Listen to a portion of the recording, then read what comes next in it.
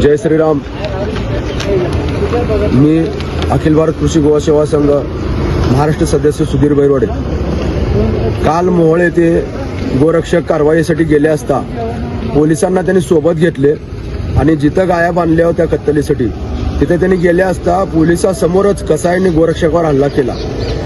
पण गोरक्षकावर हल्ला करताना तिथे 3 पोलीस होते, ते कॉन्स्टेबल होते, पण त्यांनी बघ्याची भूमिका घेतली.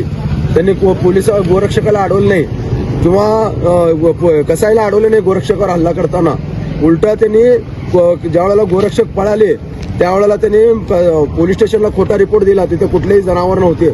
मग प्रश्न हा आता उपस्थित होतो, तिथं जर जनावर नव्हते तर कसाईनं गोरक्षकावर का हल्ला केला, पहिला प्रश्न. मग हा खोटा रिपोर्ट त्यांनी पोलिसाला दिल्यामुळे आम्ही स्पष्टपणे पोलिसांना इथं SP साहेबांना मागणी केलेली आहे की त्या पोलिसांवर निलंबनाची कारवाई करा. दुसरं, पोलिसांसमोर गोरक्षकावर हल्ला झाल्यामुळे हा सरकारी कामात अडथळा होतो. त्यामुळे सरकारी कामात अडथळा निर्माण झाल्यामुळे कलम 353 नुसार त्यांच्यावर गुन्हा दाखल करण्यात यावा अशा प्रकारचे निवेदन आम्ही आज SP साहेबांना दिलेलं आहे. तर SP साहेबांनी आम्हाला सांगितलंय की आम्ही कठोरात कठोर कारवाई त्यांच्यावर करू आणि तुम्हाला न्याय मिळवून देऊ. आम्ही साहेबांना आज साहेब जे SP साहेब जे आपल्या इथं बसलेले आहेत, कुलकर्णी साहेब, ते गोप्रेमी आहेत, पण ते केव्हा सुद्धा कसाईला पाठीशी घालणार नाहीत. महाराष्ट्रातलं एकमेव असं साहेब आहेत की त्यांना NPD लावली मोहोळच्या.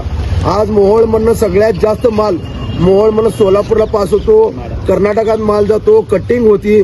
आता आम्ही त्या कसायांना त्यांची धडकी भरल्याशिवाय त्यांची मस्ती उतरल्याशिवाय आता आम्ही गप बसणार नाही. एवढंच सांगतो. आम्ही कायद्यात आहे म्हणून आम्ही गप बसाय. ज्यावेळेला कायदा आम्ही तोडू मग त्यावेळेला आम्ही त्यांना काय आहे गोरक्षक त्यांना आम्ही दाखवू. जय श्रीराम. जय श्रीराम.